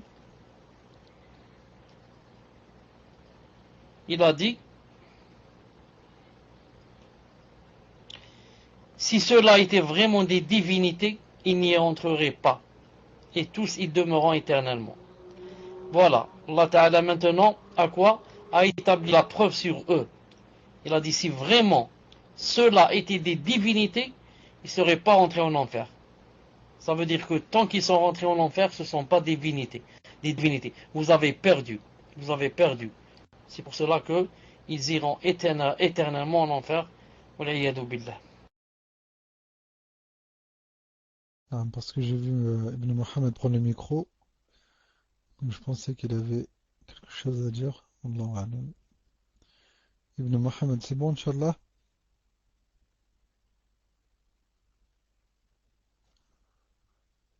Ah. Donc, question suivante, question d'une sœur. Qu'Allah vous préserve et vous accorde le Firdaus, cher, ainsi que votre famille et aux admins. Amen. Est-ce une bid'a de dire Masha'Allah contre le mauvais œil? Si oui, que faut-il dire à la place? Et à quel moment pouvons-nous utiliser Masha'Allah? Jazakumullahu khayran. Tfadal, cher. Contre le mauvais œil, on doit faire l'adkar. Adkar du matin et du soir. Naam. Et si on voit quelque chose, par exemple, quelqu'un qui nous regarde comme ça avec un mauvais œil, on dit A'udhu bi kalimatillahi tamma, A'udhu bi kalimatillahi tamma min kulli shaytanin wa hamma wa min kulli aynin lamma. A'udhu bi kalimatillahi tamma min kulli shaytanin wa hamma wa min kulli aynin lamma. Et pour que maintenant nous, on ne fera pas les autres d'un mauvais œil, si on voit quelque chose qui nous plaît chez une personne, ou là une voiture, ou là une personne qui est belle, ou là, c'est nous qui disions, on va dire quoi? On va dire Allahumma barik. Naam, Allahumma barik. C'est obligé que la personne nous entende. Mais, naam, on l'a dit entre nous, entre nos lèvres par exemple. On dit Allah barik à cette personne en cette chose, en sa voiture, ou là en son enfant, ou là, on fait des doigts comme ça pour demander à Allah Ta'ala de lui faire la baraka. Comme a dit le prophète, il a dit, pourquoi vous tuez votre frère? Pour quelqu'un qui a vu quelqu'un et sa peau était vraiment blanche et belle, en train de prendre une douche, et il n'a pas dit Allahumma barik. Et la personne est tombée, évanouie, presque morte. Ensuite, il a dit pourquoi l'un de vous tue les autres? Pourquoi quand il voit comme ça une chose, il ne dit pas Allahumma barik? Pourquoi il ne fait pas la baraka? Et quand une chose nous plaît, et qu'on sent qu'on ne va pas faire le hasad, on n'a pas senti dans le cœur qu'on ne voudrait pas cette chose qu'elle dure, etc. Une chose qu'elle est masha'Allah, ça se dit. On dit d'une chose qu'elle est masha'Allah, ça veut dire qu'elle est belle, et qu'elle est plaisante, et qu'elle plaît. C'est possible de dire comme ça. Mais si on sent quelque chose dans le cœur et on a peur de le frapper du mauvais œil, on doit demander qu'Allah subhanahu wa ta'ala lui fasse la baraka sur cette chose. Tfadlal. Question suivante, question d'un frère. Ahsanallahu ilaykum, cher. Il y a quelques mois, j'ai écouté un de vos douros, à la fin duquel la question suivante vous a été posée. Est-il vrai que les mauvaises pensées et mauvaises intentions que l'on a au fond du cœur ne sont pas comptées comme péchés, sauf à Mecca et Médina? Question à laquelle vous avez répondu, ceci est une parole d'ignorance, car si c'était vrai, tous les musulmans fuiraient ces villes saintes de peur qu'Allah les châtisse pour ces mauvaises intentions. Je précise que ce n'étaient pas exactement ces mots qui ont été employés, mais la question et la réponse vont dans ce sens. Mais je suis tombé par hasard récemment sur une parole de Cheikh Mohammed El-Amin Eshenk. Celui qui a l'intention de commettre un péché à la Mecque, Allah lui fait goûter le châtiment douloureux à cause de cette intention, même s'il n'a pas fait le péché, contrairement aux endroits autres que le haram de la Mecque, dans lesquels il n'y a pas de châtiment pour l'intention uniquement. Et donc il donne la référence Adwa al-Bayan, volume 5, page 63. Allahu alam, mais le cheikh a dit cette parole en se référant au verset 25 de Surat al-Hajj concernant le haram de la Mecque, et celui qui veut y commettre du ilhad et de l'injustice, nous lui ferons goûter un châtiment douloureux. Alors, est-ce moi qui ai mal compris votre réponse, ou est-ce que la parole de cheikh est la réponse correcte à donner à la question qui vous a été posée? Éclairez-moi min fadlikum wa hayakumullah. Tfaddal cheikh.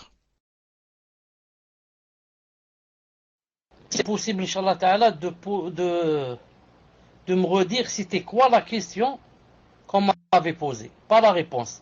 La question, c'est tout. Tfaddal.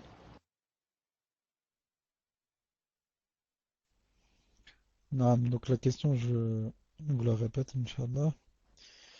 Est-il vrai que les mauvaises pensées et mauvaises intentions que l'on a au fond du cœur ne sont pas comptées comme péchés, sauf à Mecca et Médina? Tfaddal cheikh. Donc je dis que la règle, il faut bien comprendre cette règle, Inch'Allah, toute personne qui met dans l'intention, en général, maintenant je ne parle pas du haram, non, je ne parle pas du haram, toute personne qui met dans l'intention de faire du mal ou du dhulm, non, à une personne, par exemple, ou du tort, ensuite, non, ne la fait pas, on va voir. Si elle n'a pas fait cette chose, qui est du mal, etc., parce qu'elle n'a pas pu la faire, elle voulait la faire, elle n'a pas pu. Dans ce cas, Allah Ta'ala lui inscrit un péché. Contre, elle a délaissé cette chose, elle ne l'a pas faite, on va voir maintenant pourquoi elle ne l'a pas faite. Si elle ne l'a pas faite, comme j'ai dit tout à l'heure, parce qu'elle n'a pas pu, elle a voulu mais elle n'a pas pu, elle a toujours le péché. Mais si elle l'a délaissé pour Allah subhanahu wa ta'ala, dans ce cas, elle aura même quoi? Elle aura une récompense d'après le hadith authentique. Car le fait de délaisser une chose pour Allah, ça veut dire que tu as fait une chose. Tu as fait une adoration. C'est pour cela que quiconque délaisse une chose de mal qu'il voulait faire, mais la délaisse pour Allah, Allah va lui donner des récompenses. Au moins une.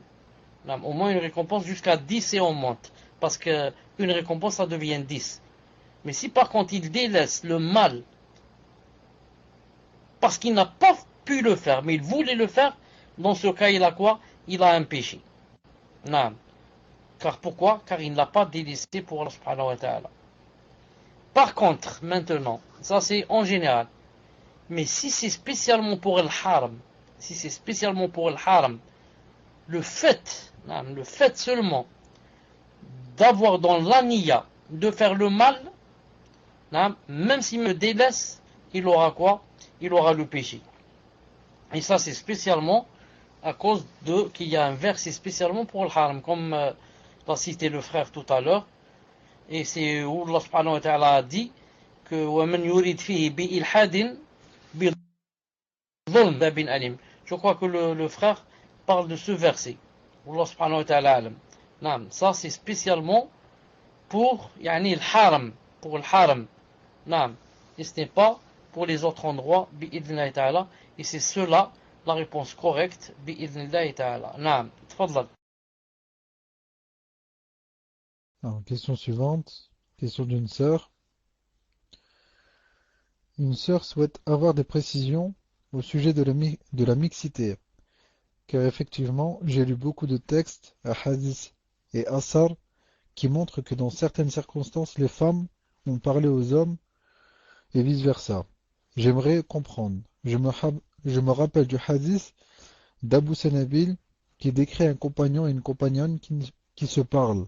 Pourriez-vous m'expliquer, cher, s'il vous plaît? Wa jazakumullahu khairan. Tfadal, cher. Naam, en fait, ce qui est interdit, c'est quoi? C'est de rester en tête à tête. Yani, un homme avec une femme en tête à tête, ça c'est interdit. Mais maintenant, s'ils ne sont pas en tête à tête, ce n'est pas dit de se parler. Ce n'est pas interdit de se parler s'il y a besoin. S'il y a besoin. Sinon, si on va voir les textes des Sahaba et du prophète Islam, avec les femmes avec lesquelles il a parlé, les Sahaba, combien qu'ils ont parlé avec les femmes, et les femmes, combien qu'ils ont parlé avec d'hommes, ça ne va pas en finir. Mais on parle quand il y a un besoin ou une nécessité. C'est-à-dire, c'est pas sans rien, je n'ai rien à faire, je vais voir une sœur et je vais parler avec elle. Non. Mais s'il y a nécessité de parler, demander où se trouve la rue, ou bien est-ce que vous êtes la femme de Y, ou bien est-ce que c'est vous la mère de cet enfant, est-ce que c'est vous qui avez perdu ce porte-monnaie, est-ce que c'est ceci, cela, et je demande, ce n'est pas interdit. Allah subhanahu wa ta'ala n'a pas interdit aux femmes de parler aux hommes, mais il leur a dit, si vous parlez, il ne faut pas parler avec complaisance, et rendre votre voix belle, etc. C'est pour ça que les savants ont dit, le fait qu'Allah Ta'ala est interdit de parler de cette façon aux hommes, veut dire que si on ne parle pas de cette façon, c'est permis. Si on ne parle pas de cette façon, c'est permis. C'est pour ça que les savants disent, et ont tiré une règle, on dit nafiyul khas yadullu ala ithbat al-am. Le fait d'interdire le particulier veut dire la permission du général. Quand je te dis c'est interdit de manger les oranges, qu'est-ce que ça veut dire? Ça veut dire que c'est permis de manger les bananes et les fraises. Sinon, je t'aurais pas dit c'est interdit de manger les oranges. Je t'aurais dit c'est interdit de manger les fruits. C'est pour ça que Allah Ta'ala, quand il a dit c'est interdit à la femme qu'elle parle avec complaisance, ça veut dire que c'est permis qu'elle parle si ce n'est pas avec complaisance. Sinon, il aurait dit non, c'est interdit de parler en général aux hommes. Vous avez compris? Voilà, Inch'Allah Ta'ala, la réponse. C'est quoi la dernière question? Une dernière question, Inch'Allah. Ce ne sera pas pour le divorce, cher. Donc, une sœur demande. Une sœur demande si elle peut acheter une terre avec son argent dans un pays musulman pour l'avenir, mais sans que son mari ne soit au courant. Et si elle lui dit et qu'il ne veut pas, a-t-elle le droit d'acheter quand même? Barakallahu fikum. Tfadal, cher. Le prophète sallallahu alayhi wa sallam a dit dans un hadith authentique, Cheikh Al-Albani a dit ce hadith qu'il était authentique, que c'était pas permis à une femme Allah Ta'ala au jour dernier de dépenser son argent sans que son mari ne soit au courant. Ensuite, ici, les savants ont divergé. Certains ont dit si ça dépasse un tiers, d'autres ont dit si elle le dépasse dans le haram, et comme ça. Mais nous, pour sortir, Inch'Allah, des divergences, on va dire si le mari de la femme lui a donné en général comment dirais-je, une autorisation générale. Elle sait que son mari, à chaque fois qu'elle a l'habitude d'acheter des choses ou de faire des choses, il lui dit pas qu'est-ce que tu as fait de ton argent. Donc ça veut dire c'est comme s'il lui a dit fais de ton argent ce que tu veux. Il lui a donné l'autorisation. Donc l'autorisation, c'est ou bien que le mari dise à sa femme tu es libre, fais de ton argent ce que tu veux. Bien qu'il la voit faire des choses, etc., il lui dit rien. Ça aussi c'est une autorisation. Mais en général, la femme, surtout quand elle achète une chose, des choses, comment qu'on appelle ça, des choses importantes, mais chères, même si c'est avec son argent, il vaut mieux qu'elle applique le hadith et qu'elle lui demande l'autorisation. Pourquoi? Parce que le prophète sallallahu alayhi wa sallam a dit que la femme, quand on l'épouse, c'est pour une des quatre choses. il a cité la beauté, il a cité les biens, l'argent, etc. Il a cité le statut social, il a cité la religion. Ensuite, il a dit épouse la religieuse. Donc ici, il a cité aussi les biens. Il a dit il est possible qu'une personne épouse une femme à cause de ses biens. Donc maintenant, moi, si jamais j'ai épousé mon épouse à cause des biens, qu'elle est riche, etc. Donc, que son argent ne parte pas à gauche et à droite. Moi, je l'ai épousé à cause de cela. Les savants ont dit, donc maintenant, quand ma femme va acheter des choses sans que je sois au courant, elle va acheter un morceau de terre, je ne sais où, un immeuble, je ne sais où, une société, je ne sais où. Ensuite, moi, demain, quand je vais apprendre ça, il est possible que je m'énerve et ça va découler quoi? Il est possible que je la divorce. Je dis celle-là, donc elle fait tout sur mon dos. Moi, je ne sais pas ce qui se passe, donc elle ne me demande jamais la permission. Donc celle-là, je ne vois pas pourquoi je suis avec elle. Normalement, la femme, c'est celle qui demande à son mari, même si c'est son argent. Elle lui dit, qu'est-ce que tu penses, je voudrais faire telle et telle chose, acheter telle chose, etc. Comme ça, il ne saura pas... Non, il ne saura pas, comment on dit ça, sans qu'il sache. Sans qu'elle a telle chose, et elle a acheté telle chose, ça peut être une cause, pour que ça ne marche plus entre les deux et que les problèmes commencent. Et surtout qu'il y a un hadith que je viens de citer, le mieux serait, Wallahu ta'ala alam, qu'elle lui demande son avis, c'est mieux et c'est encore mieux pour l'union et pour le couple et pour l'entente. Et lui, il dit, voilà ma femme, subhanallah, même si c'est son argent, mais quand même, elle me demande, mon avis, etc. Wallahu ta'ala alam. On va se rencontrer, Inch'Allah ta'ala, samedi. Subhanakallahumma wa bihamdik.